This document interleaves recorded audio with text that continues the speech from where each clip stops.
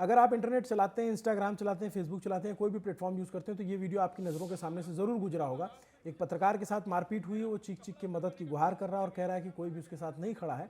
मामला झारखंड के गढ़वा ज़िले से, झारखंड का गढ़वा ज़िला जो राजधानी रांची से तकरीबन 200 किलोमीटर दूर पड़ता है, और वहाँ पे क्यों मारपीट हुई और क्या बात हुई, तो इसके लिए हमने जो पत्रकार हैं जिनके साथ मारपीट हुई, उनका नाम विकास साहू, अपना लोकल पोर्टल चलाते हैं, अपना यूट्यूब चैनल चलाते हैं, उनको इनवाइट किया उनसे जानने के समझने के लिए कि आखिर उनके साथ हुआ क्या है।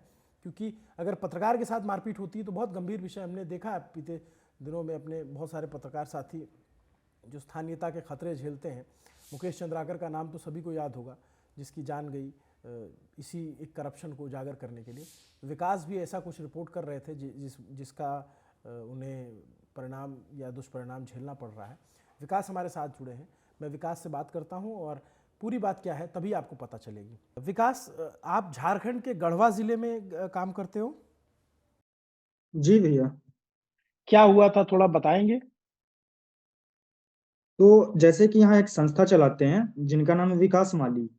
वो उनका एक संस्था है, कन्या विवाह विकास सोसाइटी, जो कि गरीबों से सामूहिक विवाह के नाम पे पैसे वसूलती है। तो जब मैंने उनका परत दर परत विश्लेषण करना स्टार्ट किया, पत्रकारिता करना स्टार्ट किया, मतलब उनके बारे में रिसर्च किया, तो मुझे पता चला ये बहुत बड़ा मामला है। तो उसके बाद मैंने लोगों से इंटरव्यू लिया तो पता चला कि शादियों के नाम पे लोगों से पैसे वसूले तो जाते हैं, लेकिन उनको सही समय पर सामान नहीं मिलता है। तो फिर मुझे एक रकम ऑफर हुआ कि आप ये पैसा ले लीजिए और मेरे खिलाफ बोलना बंद कर दीजिए। तब भी मैं नहीं माना। तो मेरा एक सोशल मीडिया हैंडल है JH14 से आनंद, उसके माध्यम से मैं पैसा कमा के और अपने इस पैशन को पूरा करता था। क्योंकि आपको पता है कि अगर कहीं से भी आप इस मीडिया में पैसा लेके आते हैं तो आप किसी बायसनेस की तरफ जाते हैं। तो मैं ये काम को फ्री एकदम रह के करना चाहता था। तो मुझे मेरे एडवर्टाइजमेंट चैनल के माध्यम से शहर के बाहरी इलाके में बुलाया गया कि आपको एक ऐड दिया जा रहा है। मैं जब वहां पहुंचा तो मुझे फिर मारपीट कर दिया गया, मेरे साथ कुछ मुंह बांध के गुंडे बदमाश थे उनके द्वारा, और वो उस इंसान का नाम लेके मारपीट कर रहे थे। विकास, आप बहुत हिम्मत का काम कर रहे हो। ऐसे पत्रकारिता करना और स्थानीयता के अपने खतरे होते हैं, हम जानते हैं। जी आप भैया। झारखंड में गढ़वा जिले में रहते हो, फिर आप थोड़ा सा अपने बारे में और बताएं, क्योंकि वो वीडियो हमने देखा और बहुत पीड़ादायी था। क्योंकि मैं देख रहा हूँ आपके जी चेहरे पे स्टेजेस स्टेजेस लगी हुई है, और जब भी पता चलता है किसी पत्रकार के ऊपर इस तरीके से हमला हुआ है तो हम सभी पत्रकारों के लिए एक जी चिंता की बात होती है। इसलिए हमने आपसे जी संपर्क खोजा और समय लगा उस आप तक पहुंचने में। और बहुत दुख हो जी रहा था भैया। ये जान के कि आप जब कह रहे हो कि कोई आपके साथ नहीं खड़ा है। आप निश्चिंत रहिए, हम जी लोग आपके साथ खड़े हैं और न्यूज पिच की पूरी जी टीम भैया। आपके साथ खड़ी है। जी आपने भैया। अपना चैनल कब बनाया और कब शुरू किया, और इस मामले में जो आपने शिकायत दर्ज कराई, FIR हुई, क्या हुआ, कुछ उस पे बारे में बताइए। जी भैया, तो मेरे अंदर शुरू से था कि मैं लोगों के हक के लिए बोलना चाहता हूँ। मैं हमेशा से यही चाहता था। तो मेरे को पैसा वगैरह नहीं हो पा रहा था, तो जब तक मेरे फंडिंग का इंतजाम किया, फंडिंग का इंतजाम करते करते मेरे को 1 साल हो गया। तो उसके बाद मैं 3 महीने पहले से इस फील्ड में आया, अपना स्टूडियो बनाया खुद का बहुत अच्छा खासा। आपको पता ही है कि कैमकॉर्डर का जरूरत होता, तो मैंने PV100 कैमकॉर्डर खरीदा, मतलब सब कुछ कर रहा। और उसके बाद से मैं इस फील्ड में आया, और जब मेरे साथ मारपीट हुआ भैया, तो यहाँ पर शहर का कोई लोग मेरे साथ नहीं है, कोई भी नेता मंत्री कोई नहीं, अभी तक जनप्रतिनिधि कोई नहीं मिलने आया। और उसके बाद अभी तक FIR हुआ है कि नहीं, मुझे यहाँ यह तक नहीं बताया गया है। और मुझे जिस दिन मैं शिकायत दर्ज कराने गया था, थाना प्रभारी तक से नहीं मिलने दिया गया है। आपकी अभी FIR दर्ज नहीं हुई? आपके साथ इतना विजिबल मारपीट हुई है, सब कुछ हुआ है, आपने शिकायत दर्ज कराई? जी, शिकायत दर्ज कराएं। मुझे कल बुलाया भी गया थाना से, FIR घटनास्थल पर ले जाने के लिए, जांच के लिए। तो वहां बस 2 पुलिस वाले अपने बाइक से जा रहे हैं, और मुझे भी अपने बाइक से जाने को कहा जा रहा है। और उस जगह पे जब मैं पहुंचा, तो जो व्यक्ति मुझे बुलाया था वहां पर, उसके फोन में उसी तथाकथित आदमी का, विकास माली का नंबर सेव था। और उसके बाद उसकी मां चिल्लाने लगी, तो लोगों का भीड़ जुटने लगा, और वो मोहल्ला, वो इलाका पूरा उसी गुंडे का है। ठीक है, तो लोग जुटने लगे, तो मैं डर के फिर वहां से भाग गया कि 2 पुलिस वाले पहले अपना तो जान बचा लें, उसके बाद मेरा ना बचाएंगे। क्योंकि पिछली बार भी जब मेरे साथ मारपीट हो रहा था, तो वहां का कोई भी व्यक्ति मुझे बीच बचाव तक करने नहीं आया। विकास, आपको तो बहुत चोट लगी हुई है, अभी चेहरे पे भी दिख रहा है। अभी आपकी तबीयत कुछ ठीक है? और आप खुद बाइक चला के गए? जी, कोई प्रशासन से मदद मुहैया नहीं हुआ, खुद से हमको जाना पड़ रहा है। अभी भी मुझे थाना में आज फिर बुलाया जा रहा था, तो मैंने मना कर दिया कि मैं नहीं आ पाऊंगा। फिर पूछताछ मेरे से करेंगे। नहीं तो वहां पे आपके SP कौन है जिले में? SP हैं अमन कुमार। तो अमन कुमार जी, अगर आप तक ये वीडियो पहुंचता है, अगर किसी लड़के के साथ मारपीट हुई है, तो इतनी विजुअल मारपीट में क्या इतना समय लगता है एफआईआर दर्ज कराने पे? पहला सवाल हमारा ये है। दूसरा, झारखंड की सरकार से सवाल है, जो झारखंड के मुख्यमंत्री हैं, उनसे सवाल है कि सोरेन जी, अगर आपके इलाके में, आपके राज्य में पत्रकार के साथ इस तरीके से मारपीट होगी, और कोई ऐसा बच्चा जो पत्रकारिता करना चाहता है, अपनी मेहनत से अपना मुकाम हासिल करना चाहता है, तो क्या उसको सुरक्षा प्रदान नहीं करेगी झारखंड की सरकार? झारखंड की जो जेएमएम और कांग्रेस की गठबंधन वाली सरकार है, उस सरकार में क्या पत्रकारिता करना इतना मुश्किल हो जाएगा कि एक लड़का, तीन कितने दिन हो गए आपसे मारपीट हुए विकास? 3 दिन हो गया है भैया। 3 दिन हो गए और 3 दिन में एफआईआर दर्ज नहीं हुई है। तो झारखंड की सरकार नहीं से सवाल है कि भाई, आप लोग जो है बाकी जगहों पे अगर कुछ होता है पत्रकार पे, तो अगर आपके विरोधी पार्टी की सरकार रहती तो वहां पे आप लोग सवाल पूछते हो, यहाँ पे आप कौन जवाब देगा? आपके एसपी अमन कुमार जो है, 2014 जी बैच के आईपीएस, ये एफआईआर क्यों नहीं दर्ज करवा रहे हैं? और जो थाना प्रभारी हैं, वो इस तरीके से वाली क्यों कर रहे हैं? 2 सिपाहियों के हवाले, जब एक देख रहे हो एक लड़के के ऊपर इस तरीके से अटैक हुआ है, एक तरीके से आप देखिए कि उसके चेहरे पे कितनी चोट लगी हुई है, वो जो वीडियो बना रहा है उसकी पीड़ा समझ में आ रही है। तो सवाल तो है हमारा, और हम पूछते रहेंगे सवाल। और आपको एफआईआर दर्ज करनी होगी, क्योंकि अगर मारपीट हुई है तो मारपीट की एफआईआर होती है, और जिन लोगों ने मारपीट की है, अगर तहरीर दी जाए, आपने तहरीर दी है, लिखित शिकायत में सबका नाम दर्ज, नाम लिखा हुआ है जी अज्ञात के? जी भैया, शिकायत। हाँ, जी भैया, उनका भी नाम दिए हैं हम। और इससे पहले भी पूर्व में भी वो वीडियो बना के धमकी दिए हैं। और पूरा यहाँ के मीडिया जो है भैया, मैं एक बात और कहना चाहता हूँ, पूरा मीडिया को लॉबिंग के थ्रू खरीद लिए हैं, सारे मीडिया को पैसा दे दिए हैं। बाहर का कोई भी मीडिया वाला आ रहा है तो इनसे बात कर ले रहा, तो ये मेरे को ऐसा नरेशन बना दिए कि किसी लोकल आदमी का, जैसे यहाँ पर नगर परिषद का चुनाव होने वाला है, तो जैसे किसी लोकल आदमी का मुझे सपोर्टर बता दिया जा रहा, जो नेता खड़ा होने वाला है, तो उसके लिए मैं नहीं काम करता था भैया। मेरा जो है कंपनी है सच डिजिटल मार्केटिंग, जिसके थ्रू हम एडवर्टाइजमेंट करते, तो मेरा एडवर्टाइजमेंट कंपनी उनके लिए काम करती है। तो साथ में मुझे भी घसीट दिया जा रहा है कि तुम, हम, मैं उसके समर्थन के लिए इसको बदनाम करने का काम कर रहा था, लेकिन सच्चाई जमीनी हकीकत कुछ और है। और साथ ही साथ ये आदमी ऐसा है भैया कि थाना को जीर्णोद्वार का, थाना का साफ सफाई ये आदमी कराता। आप बताइए, क्या सरकार के पास थाना का साफ सफाई कराने के लिए भी पैसा नहीं है? नहीं तो एक बात बताओ विकास, ये पूरा मामला शुरू कहाँ से हुआ, कैसे हुआ? क्या मतलब, आप कैसे यहाँ तक पहुंचे? थोड़ा सा उसको भी बताना चाहो, क्योंकि जो वीडियो वायरल हुआ आपका, हम सब ने देखा, बहुत जी पीड़ा हुई। ये आपकी उम्र कितनी है? जी, अभी मेरी उम्र भैया 23 साल है। और अपना कौन सा चैनल चलाते हो आप? वार्ता बाई विकास साहू। अच्छा। डिजिटल पत्रकारिता सिर्फ करते हैं भैया हम। हम्म। तो भैया इसकी कहानी की शुरुआत ऐसे होती कि एक महिला है सविता देवी, ठीक है। उसका थाना में कोई भी सुनवाई नहीं हो रहा था, तो मैं एक दिन उधर से जा रहा था, तो वो रोते हुए मुझे दिखे, तो मैंने पूछा क्यों रो रही हैं आप? तो वो बोली कि मेरे साथ ऐसा ऐसा घटना हुआ है, विकास माली जो है तथाकथित इस सारे षड्यंत्र के जिम्मेदार, वो मेरे साथ जबरन यौन हिंसा करने का कोशिश किए थे, ठीक है। तो हम बोले कि ठीक है, आपका कोई आवाज नहीं उठा रहा तो हम आवाज आपका उठाएंगे। तो फिर मैंने उनसे लिखित एक पत्र लिखवाया, जिसमें मैंने ये लिखवाया कि मैं आपका वीडियो को इंटरनेट पर डाल सकता हूँ। और फिर मैंने उस वीडियो को इंटरनेट पर प्रसारित कर दिया। उसको देखने के बाद वो आदमी बौखला गया। लेकिन उससे पहले से भी मैं उसके संस्था पर रिसर्च कर रहा था, ठीक है। तो उसके रिसर्च करते करते मुझे ये भी पता चला था कि बहुत महिलाओं के साथ गबन करता है, ठीक है भैया। और उसके बाद ये मेरे को बदनाम करने लगा, मेरे जात पे जाने लगा, ऐसे वैसे, मतलब अलग अलग तरीके का हथकंडा अपनाने लगा मेरे खिलाफ।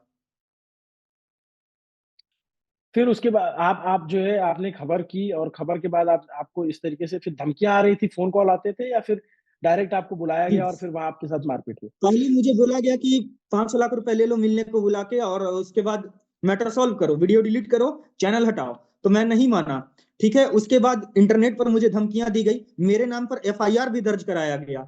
एफआईआर दर्ज कराया गया कि मैंने वीडियो बनाकर उसका छवि को धूमिल किया है। तो गढ़वा थाना ने शायद उस एफआईआर जो उसने शिकायत दिया था उसको शायद कैंसिल किया है कि नहीं, नहीं पता।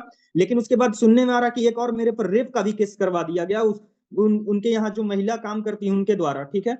तो मैं उससे भी नहीं डरा, तो अंतिम में मुझे पिटवा दिया गया। और जब मैं, जिस दिन मेरे साथ मारपीट हुआ, उस दिन मैं शाम को शिकायत पत्र लेके गया, ठीक है। शिकायत पत्र जब लेके गया तो वहां एक राजनंदिनी नाम की एक महिला कर्मचारी काम करती हैं। उन्होंने कहा कि नहीं मिलना है, वीडियो बनाएगा तो यही ना होगा, इस तरीके का बात मेरे साथ किया गया। झारखंड की हेमंत सोरेन सरकार देखिए कि एक 23 साल का लड़का जो पत्रकारिता करना चाहता है, और जो उसका पक्ष है, उस पक्ष को सुने बिना उसके जो जो जिन लोगों ने मारपीट की है, जिन लोग उसके साथ जो है हमला करते हैं उसके ऊपर, उनकी तरफ से एफआईआर कराई जाती है, उसके खिलाफ एफआईआर दर्ज होते हैं। इनका जो आरोप है वो आरोप आप लोग तक पहुंच रहा होगा, लेकिन इनके जो आरोप है उस पर कोई सुनवाई क्यों नहीं हो रही? हमारा सवाल ये है, क्योंकि हमने देखा है अक्सर कई राज्यों में कई जगहों पे पत्रकारों पर हमले होते हैं, और खासकर की जो है जो लोकल पत्रकार स्थानीय पत्रकार हैं उनको बहुत कुछ झेलना पड़ता है। तो सरकारें ये क्यों नहीं सुनिश्चित करती हैं कि भाई अगर कोई पत्रकार है उसके साथ पत्रकारिता के लिए अगर अगर इनका मामला कोई आपसी विवाद का होता है या लड़ाई झगड़ा होता है तो एक बार समझ में आता है कि चलो ठीक है, लेकिन भाई कि दो पक्ष आपस में लड़ रहे हैं, लेकिन जब अगर कोई व्यक्ति पत्रकारिता के लिए प्रताड़ित किया जा रहा है तो उस पे तो सवाल को उस पर गंभीरता से सवाल उठाए जाने चाहिए, पूछे जाने चाहिए और एफआईआर दर्ज होनी चाहिए। एफआईआर क्यों नहीं दर्ज हो रही है? पहला सवाल तो यही है। वो जो व्यक्ति है वो क्या किसी पार्टी से जुड़ा हुआ है, किसी सरकारी राजनीतिक दल से जुड़ा हुआ है, या फिर प्रभावशाली है, पैसा वाला व्यक्ति? नहीं, वो किसी सरकारी दल से नहीं जुड़ा हुआ है, लेकिन वो बहुत प्रभावशाली है। लोगों को ठग ठग के पिछले विगत 14 सालों में इतने सारे लोगों को ठगा है, मुझे लग रहा है अनुमानित 300 से 400 करोड़ का बड़ा उसका संस्था हो चुका होगा। और साथ ही साथ महिलाओं से गबन का बहुत ज्यादा उस पर इल्जाम लगते आ रहे हैं हमेशा। किसी को खड़ा नहीं होने देता, लॉबिंग के थ्रू जितने भी मीडिया वाले हैं गढ़वा के सारे लोगों को खरीद लिया। कोई भी मेरा एक भी न्यूज नहीं चलाया है भैया। और साथ ही साथ जो बाहर के भी मीडिया वाले आने चाह रहे हैं मेरे पास, उनको भी यहाँ से मना करवा दिया जा रहा है कि हाँ वो लड़का जो है किसी विशेष राजनीतिक दल का समर्थन करने के चक्कर में वो अपना मेरा छवि को धूमिल करवा रहा था। तो मेरे को ही एक्यूज्ड बना दिया जा रहा है हर बार के इस मामले में। और साथ ही साथ मेरे पुराने वीडियो को तोड़ मड़ोड़ कर वो अपने चैनल पर दिखाने का प्रयास करते रह रहे हैं हमेशा से। तो ये बताइए, आप अगर मान लीजिए कि आपकी बात हमारे माध्यम से मुख्यमंत्री तक पहुंचती है, जो डीजीपी है तदाशा मिश्रा खुद भी महिला है, उन तक पहुंचती, तो आप क्या अपील करना जी, चाहेंगे, क्या कहना चाहेंगे? मैं अपील करना चाहूंगा कि बस इनकी संस्था की जांच हो, मेरी सुरक्षा सुनिश्चित की जाए। और मेरे ऊपर अगर कभी भी कोई भी जान माल का हानि होता है तो बस इनके द्वारा ही होगा, क्योंकि ये बहुत प्रभावशाली व्यक्ति हैं और ये कभी भी हमला करवा सकते हैं। इनका जो है, इनके जो भी संस्था है इसमें जो भी काम करने वाले लोग हैं, सारे जो लोग हैं, जैसे एक दो का नाम मैं लेना चाहूंगा, अमानत खान, अयूब खान, ये लोग जो है अपराधी प्रवृत्ति के व्यक्ति हैं और ये लोग कभी भी हमला करके मेरी जान ले सकते हैं। तो अभी आप सुरक्षित महसूस कर रहे हो खुद को, या फिर कहाँ रह रहे हो? मतलब आप जरूरत नहीं बताने की, लेकिन मैं अब जानना मैं चाहता कि अपने आप। घर के भीतर हूँ भैया, मैं अपने घर के भीतर हूँ, यहाँ से मैं निकल नहीं पाऊंगा, क्योंकि निकल रहा हूँ जहां पर मुझे लग रहा है कि लोगों के द्वारा मेरा पीछा किया जा रहा है। और बस इसी वजह से मैं घर पे ही सुरक्षित महसूस कर रहा हूँ, यहाँ से निकला भी नहीं हूँ मैं 3 दिन से। और मेरे को मलहम भी चाहिए था, उसके लिए भी मैं बाहर नहीं जा पा रहा हूँ। और घर में आपके कौन कौन है? बस मेरा भाई है छोटा और मेरी माँ है। अच्छा। मेरे चलिए हम पिताजी लोग। नहीं है, उनका निधन हो गया 2020 में। बहुत दुखद है ये। लेकिन हम प्रयास करेंगे कि आपकी बात जो है सरकार तक पहुंचे, और हेमंत सोरेन सरकार जी, ये देखे कि जी, भाई पत्रकार के साथ क्या हुआ है, क्या हो रहा है, और 3 दिन एफआईआर करने में क्यों लग रहे हैं? जो दोषी हैं या जिन्होंने मारपीट की उन पर कोई कार्रवाई क्यों नहीं हुई, कोई गिरफ्तारी क्यों नहीं हुई? अगर यही कोई बड़ा व्यक्ति होता, जी, मैं ये जानना चाहता हूँ सरकार से भी और पुलिस से भी, कि अगर कोई रुतबे में जी। पैसे में बड़ा व्यक्ति होता और उसके साथ इस तरीके से किया गया होता, तो क्या पुलिस का यही रवैया रहता? क्या 3 दिन तक एफआईआर दर्ज नहीं की जाती? क्या जैसे कोई लड़का है जो पत्रकारिता करता है अपना यूट्यूब चैनल बना करके, और उसके साथ बाकी लोग सपोर्ट में नहीं खड़े हैं, तो क्या पुलिस प्रशासन की जिम्मेदारी नहीं बनती कि उसके सपोर्ट में खड़ा हुआ जाए? और विजिबल विक्टिम है कोई, किसी के चेहरे पे चोट लगी, कितने टांके लगे आपको? चेहरा पर 2 टाका है, पीठ पर पूरा डंडे का निशान है, पैर पर पूरा डंडे का निशान है, हाथ पे डंडे का निशान है, डंडे से मारने का, हाथ पूरा सूजा भी हुआ है। कितने लोग थे आपके साथ जो मारपीट कर रहे थे? सारे अपने मुंह पे मफलर बांधे हुए थे, बोले कि विकास माली के लिए वीडियो बनाता, और उसके बाद अभद्र अभद्र गालियां दिए, जो कि मैं आपके प्लेटफॉर्म पर लूंगा तो शोभा नहीं देगा। तो उसके बाद छुरा निकाले, पहले बोले कि आज तो तू गया। तो उसके बाद मेरा कैमरामैन बीच बचाव करने आया तो उसके पैर पर डंडे से मारा गया, तो वो चिल्लाते हुए भाग के जो व्यक्ति है उसी के घर में घुस गया और दरवाजा बंद करके खुद को सुरक्षित किया। और तब तक मैं खेते खेत भागने लगा, तो लोगों ने देखा, बहुत सारे लोग वहां जुट गए, 50 50 40, तो उन्होंने अपना छुरा छुपा लिया और फिर वहीं पर बांस वगैरह तोड़ के मेरे पीठ पर खूब प्रहार किया। जब मैं अचेत होकर गिर गया तो मेरे चेहरे पर लात लात मारने लगे और फिर मुझे खींच कर दूर ले जाने लगे सुनसान में। तो उसके बाद मैं फिर से चिल्लाने लगा होश में आके। तो उसके बाद वो लोग थोड़े से डरे, पीछे थोड़ा सा जैसे ही हटे तो मैं फोन लगाने का कोशिश किया तो मेरे फोन को तोड़ दिया गया और फिर साथ वो लोग ले गए अपना फोन। उसके बाद मैं भागने लगा, वहां से 7 किलोमीटर दूर है थाना, 5 से 7 किलोमीटर दूर। उतना दूर मैं पैदल भागा, कोई भी व्यक्ति, एक सिंगल व्यक्ति तक मेरे लिए गाड़ी नहीं रोका और ना कोई मदद करने का मेरा कोशिश किया, जबकि रास्ते में मेरे चेहरे से पूरा खून निकल रहा था, पूरा एसडीएम के ऑफिस जो होता है, अंचल अधिकारी का ऑफिस, वहां पर जाके भी मैं अचेत होकर लेट गया, लेकिन वहां पर भी मतलब कोई नहीं था, ना कि कोई मेरे को उठाया, ना कोई मेरे को अस्पताल पहुंचाने का कोशिश किया। तो फिर मैं खुद से पैदल सबसे पहले थाना पहुंचा। थाना से अपना जो होता है ना, हॉस्पिटल से जाने, हॉस्पिटल में जाने के लिए आपको चाहिए होता, मारपीट हुआ होता है तो वो लिया। उसके बाद फिर मैं हॉस्पिटल गया, और वो जो वीडियो आप देख रहे हैं वो हॉस्पिटल के बाहर रिकॉर्ड किया गया है मेरे इलाज कराए जाने से पहले, जिसमें मैं आक्रोशित दिख रहा हूँ आपको। और अस्पताल कहाँ पे आपने इलाज कराया? गढ़वा सदर अस्पताल। तो आपकी एमएलसी रिपोर्ट बनी जो मारपीट के बाद, क्राइम होने के बाद बनती जी है? जी एमएलसी बनवाया जी आपने? जी पुलिस को गई? जी जी। उस पे पुलिस ने कोई कार्रवाई नहीं की उस पे? अभी तक कोई कार्रवाई नहीं की। कल तो मेरे को बुलाया गया था, घटनास्थल पर ले जाया गया था। तो आपको जैसा कि हम बताएं कि दो ही पुलिस वाले बस गए थे। जब मामला इतना गंभीर है तो दो पुलिस वाले को खुद के बाइक से जाना कहाँ तक आपको लगता है कि सही है ये बात? और मेरे को जब जान रहे कि पूरा जो एक्यूज्ड है वो इतना पावरफुल आदमी है, वो मेरे साथ क्या कर सकता है, इन लोगों को शायद अंदाजा नहीं है, इसी वजह से, या फिर पैसे लेकर ऐसे कर रहे हैं। मैं किसी पर आरोप नहीं लगाना चाहता हूँ, क्योंकि मेरा जो ये पत्रकारिता अगर मैं कहता हूं तो इसमें किसी पर आरोप नहीं लगाया जाता, बस पक्ष को दिखाया जाता है। नहीं, आप बिल्कुल चिंता मत कीजिए, हम लोग आपकी आवाज जो है सरकार तक पहुंचाएंगे, और जो भी जिम्मेदार लोग हैं उन पर जी कार्रवाई जरूर होगी। और हम तब तक नहीं छोड़ेंगे इसको जब तक जी कोई कार्रवाई नहीं हो जाती। आप मजबूत जी रहिए, डरिए मत। घर में जी सुरक्षित महसूस कर रहे हैं तो घर में रहिए जब तक ये चीजें सॉल्व नहीं हो जाती। जी और हम इस पे जो है अभी एसपी से जी भी बात करेंगे कि भाई आपने एफआईआर दर्ज क्यों नहीं की है। जी ठीक है विकास, अपना ख्याल रखिए, बाकी कुछ हो तो हमें जरूर बताइए। जी तो ये हमने विकास से बात की। आप समझिए कि 23 साल का लड़का है और वो पत्रकारिता कर रहा है, और उसको आप स्थानीयता के खतरे जो होते हैं वो झेल रहा है। उसके साथ मारपीट हुई है, और इतना दुखद है, अगर मान लीजिए कि कोई बात और हो या फिर कोई और आरोप हैं तो इसकी जांच आप अलग से कर सकते हैं। लेकिन अगर किसी को दिख रहा है स्पष्ट तौर पे कि किसी की इस तरीके से जानलेवा हमला हुआ है, इसमें तो 307 के तहत मुकदमा दर्ज होना चाहिए कि उसको थ्रेटन, लाइफ थ्रेटन था वहाँ पे।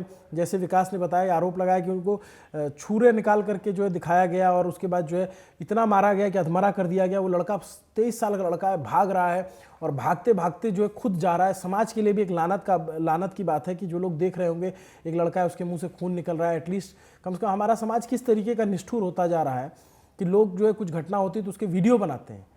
ये उस आगे बढ़कर, पहले होता था कि आगे बढ़ के मदद करते थे, रोकते थे, उसके मुंह से खून निकल रहा है और वो अस्पताल में पहुंचने के लिए भाग रहा है अपनी जान बचाने के लिए, और कोई रोक भी नहीं रहा है। तो समाज को भी सोचना चाहिए, झारखंड के लोग को भी, गढ़वा ज़िले के जो भी लोग हैं उस रास्ते से गुजरे होंगे, और अगर उनको इनका चेहरा याद होगा तो उनको भी सोचना चाहिए कि एक बच्चा है, उसकी जान जा सकती थी। और सरकार जो हेमंत सोरेन की सरकार है, जेएमएम की सरकार, कांग्रेस गठबंधन की सरकार, खुद को बहुत लोकतांत्रिक बताते हैं। अगर आप लोकतांत्रिक हैं तो इस लोकतंत्र में एक पत्रकार की जान की रक्षा होनी चाहिए, और इस पर एफआईआर दर्ज होनी चाहिए, इस पर कार्रवाई होनी चाहिए। हमारी यही मांग है, और इस पर हम फॉलो अप लेते रहेंगे। मैं अगर होगा तो मैं इस पर अभी आपके सामने ही मैं यहाँ के एसपी को फ़ोन लगा करके एक बार मैं पूछूंगा कि भाई आप एफआईआर क्यों नहीं दर्ज कर रहे हैं। गढ़वा ज़िले के जो भी एसपी हैं, मैं अभी ऑफिशियल नंबर तो मिल ही जाएगा, और ये मिल गया वेबसाइट। गढ़वा जो है वो झारखंड का एक ज़िला है, रांची से तकरीबन 300 किलोमीटर दूर होगा, रांची से 200 किलोमीटर दूर है। यहाँ पे जो एसपी हैं वो हैं अमन कुमार, और अमन कुमार को हम आपके सामने ही फ़ोन लगाएंगे भाई।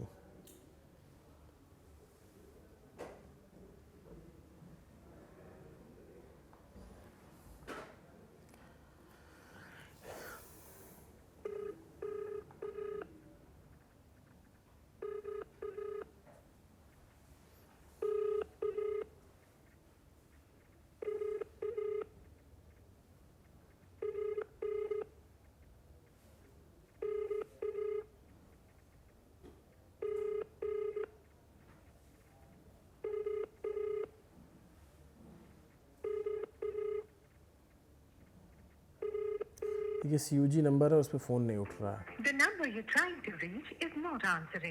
मतलब सरकारी नंबर है, सरकारी नंबर दिया क्यों जाता है कि अगर कोई फ़ोन करे तो फ़ोन उठ जाए, लेकिन सरकारी नंबर पे फ़ोन नहीं उठ रहा। मैं दोबारा कॉल कर लेता हूँ। ताकि पुलिस ये न कहे कि हमारा पक्ष नहीं लिया गया। हम पत्रकार हैं और पत्रकार होने के नाते हमारा ये फ़र्ज़ है कि हम सबका पक्ष लें।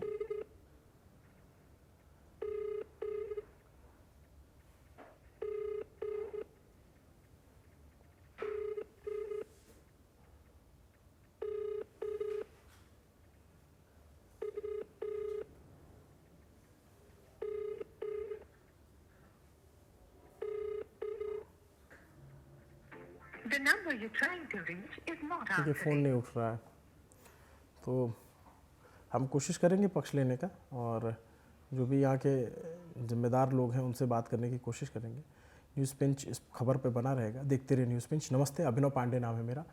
शुक्रिया।